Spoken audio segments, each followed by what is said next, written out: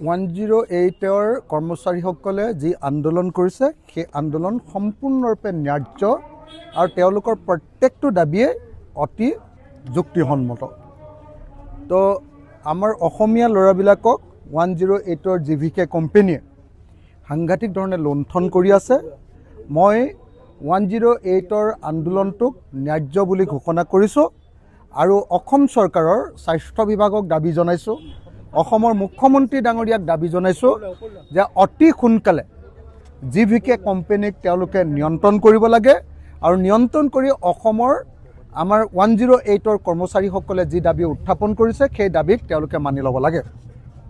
এইটো হ'ল মোৰ এই মুহূৰ্তত ৰাইজৰ দলৰ সভাপতি হিচাপে আৰু বিধায়ক হিচাপে এইটো হ'ল মোৰ দাবী আৰু মই ভাবোঁ যে অতি সোনকালে জিভিকে কোম্পানীয়ে আমাৰ কৰ্মচাৰীসকলৰ যি দাবী সেই দাবী মানি ল'ব লাগে আৰু যদিহে সঁচাকৈ জিভিকে কোম্পানীয়ে তাৰ কৰ্মচাৰীসকলক খেদিব খোজে তেতিয়াহ'লে আমি অসমীয়া মানুহ বহি নাথাকোঁ, আমি যাম, মই নিজেও যাম ধৰিমগৈ আৰু জিভিকে কোম্পানীক আৰু অসমত থাকিবলৈ নিদিওঁ, ইয়াৰ পৰা পঠিয়াই দিম। তেতিয়া বেলেগ কোম্পানীয়ে চলাব, কি দৰকাৰ আছে।